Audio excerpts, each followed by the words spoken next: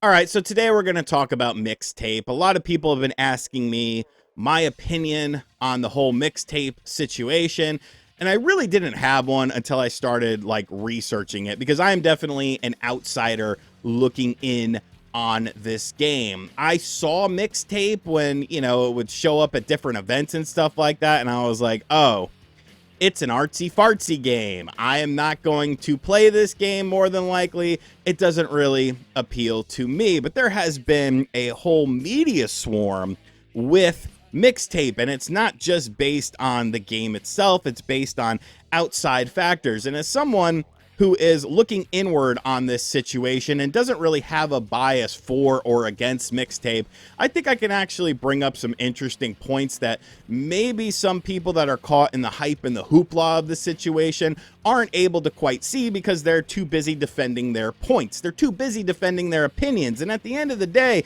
an opinion is something that you hold within yourself. People are going to question it. People are going to bring up things. But at the end of the day, your opinion is just your opinion.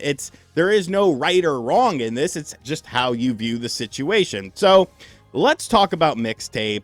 Let's talk about the situation surrounding it. And hopefully I can potentially give you guys maybe a little bit of a different perspective no matter which side of the coin you are on with this. So Mixtape, like I said, artsy fartsy game. It's a game about, three high school friends on their last night together, and they go and do stuff. The coming of age story, a setting of, late 90s, early 2000s vibes and stuff like that.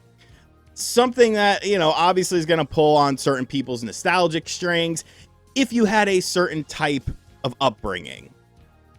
And that's something we're going to talk more about towards the end of the video because I think it ties in better to something, but people will be able to relate with this game. And I say game very loosely because essentially what it is it's an interactive story published by Annapurna, who is known for publishing interactive stories. I've played the What Remains of Edith Finch. I thought it was an interesting walking simulator that told an interesting story and stuff like that. So it really is hinging on the story. But with Mixtape, there's obviously been a lot more stuff attached to this. It seems like the marketing budget for Mixtape is much larger than your standard indie game, and that is where sort of the waters get a bit murky for a lot of people, because when you look at the soundtrack of Mixtape,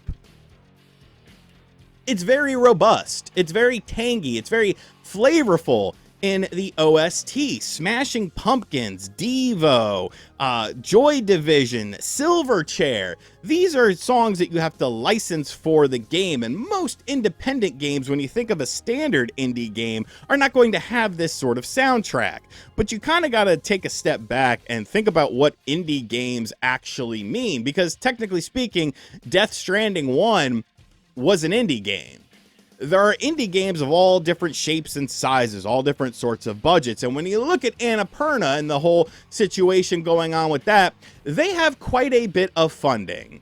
Now, we're not going to get too deep into where that funding comes from and all that sort of stuff, but they don't have to really worry about money. So if your game gets picked up to be published by Annapurna and they're willing to spend some of their money to get you a licensed soundtrack to make your game hit better, who wouldn't take that?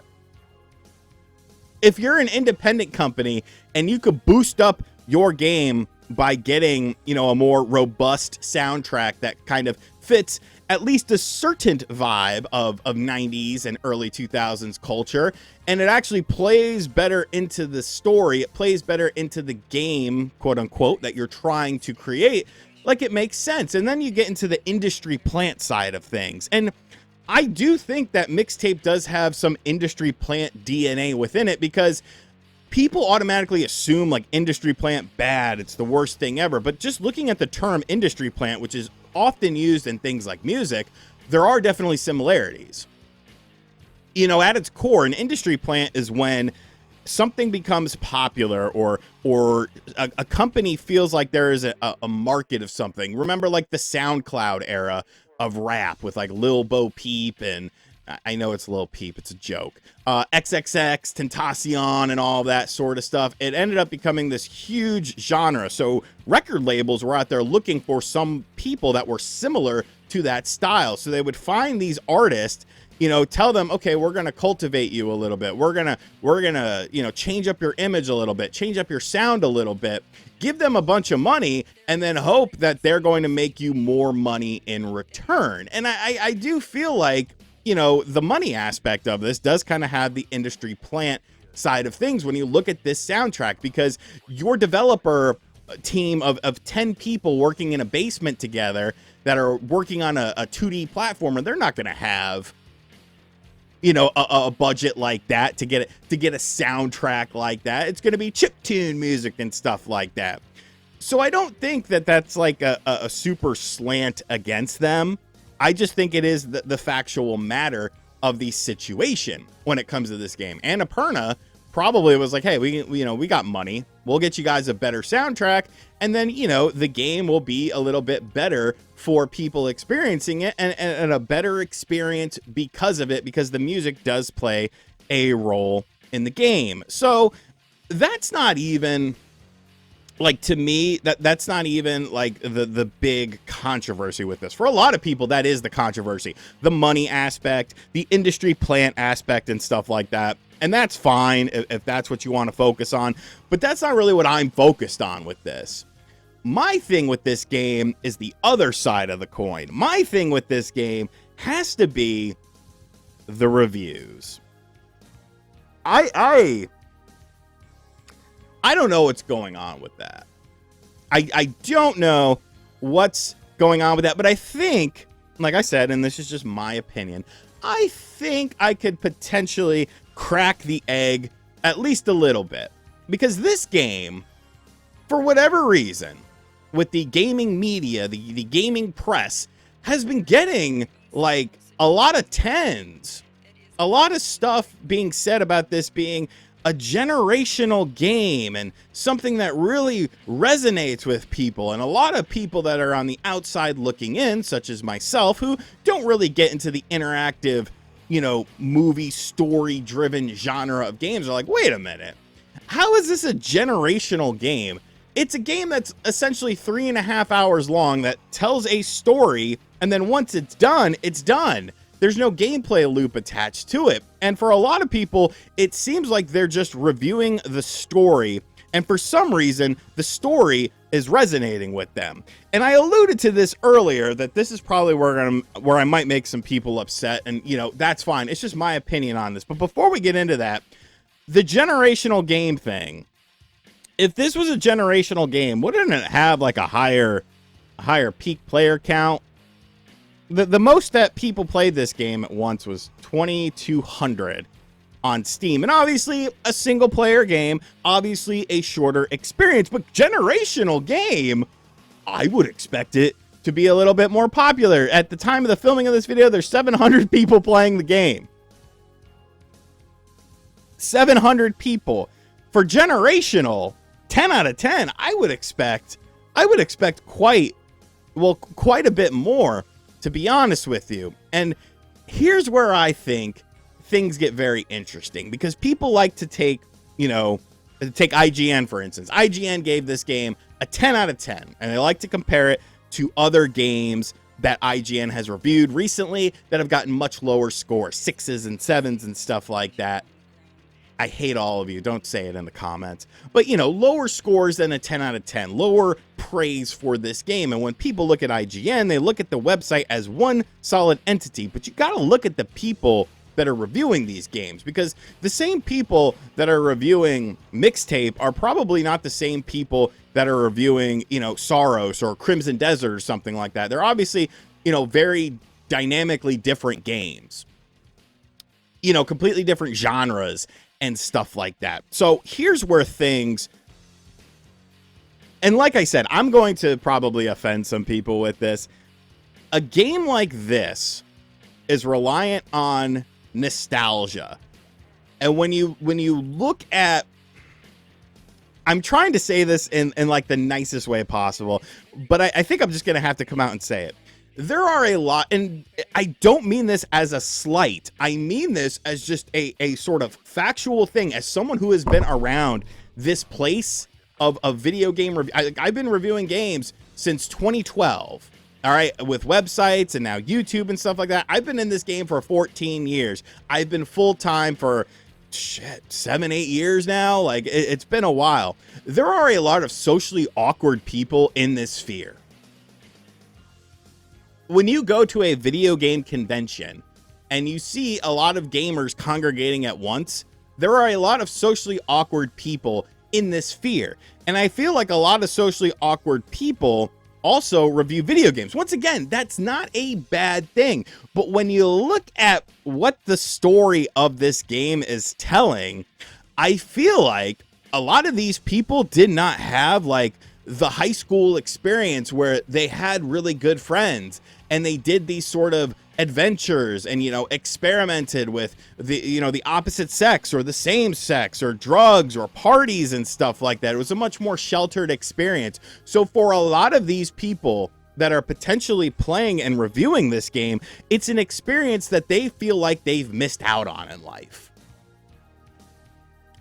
And I'm just being perfectly honest with you guys with this, because my last adventure is completely different than three friends. Like, bro, we were at, you know, big parties and stuff like that. It wasn't the Smashing Pumpkins that was playing. It was 3-6 Mafia that was playing and stuff like that. Like, it tells a certain story of friends from a certain type and a certain group of people that is going to resonate with people who maybe that's what they wanted. That's what they dreamed of, that companionship. They dreamed of that sort of friendship. And now they probably found it as an adult because, you know, we're all interconnected with social media and stuff like that. But I honestly feel like some of these people that are giving this game generational scores, 10s out of 10s, it's a mechanism for them because their high school experience was very different than this. But this is what they fantasized about. This is what they wanted their experience to be. And so the story resonates with them. They can look at it and been like, you know, I wish that was me. I wish I was in that position with friends and, you know, exploring and experiencing and doing this, that, or the other. And if you missed out on experiences from them, then yeah, a lot of these people are adults. A lot of these people were in high school that are reviewing these games, were in high school during that time frame. Now, does that mean that you give the game a 10 out of 10 and call it generational? I mean, no, because you're really just reviewing, you're resonating with the story, not necessarily the gameplay. If this was a movie or something like that, a book, then sure. You know, you could say it's a great story that they told and it's one of your favorite things of the year. But for a video game, you know, video games, a story is just a portion of it. There has to be other things attached to it. And for this game, it seems like there's not a lot of stuff attached to it. But there's always going to be people that like stuff a lot more than other people. And when you have a game that's obviously very polarizing to the point of where people will go out of their way to bash this game, or people that will go out of their way to, you know, be super positive about this game and be like, everyone's just a hater. I think it's important to have people like me from the outside looking in on this, just to kind of give my 2 cents of why I feel like this has become such a big thing. There's a lot of different facets to it, and the money and stuff, you know, that's just kind of one thing. To me, it's been more so the reaction from a lot of reviewers and a lot of major publications that are just giving this game a 10 out of 10 because I feel like it diminishes that 10 out of 10 value, which has been diminished for a very, very long time, but that's a story for another day. So these are my thoughts on the mixtape drama. If you disagree with me, I can tell you right now, I do not care. It's cool. It's cool. If you love Mixtape, if you're one of the 2,200 people that played Mixtape that were in the all-time peak of the game on Steam, that's great. If Mixtape is your game of the year, that's great. But for a lot of people, they're going to look at it with a very different perspective. They're going to look at it from a very different lens. And this is just my perspective on it. We can agree to disagree. So let me know what you think in the comment section down below. Do you think there is something very nefarious with Mixtape? Is this the Antichrist of video games, or is this just the flavor of the week and, you know, the thing that everyone gets upset about or everyone gets hyped about, and then, you know, a week or two, there'll be a game that replaces it, and then nobody's talking about this game ever again. Let me know in the comments down below. And as always, guys, thank you for checking out this video. If you're mad, it's okay. You'll forgive me, and you'll be back here tomorrow. Be sure to check out other videos on the channel. Hit subscribe if you're new, and I'll catch you guys on the next video. Later.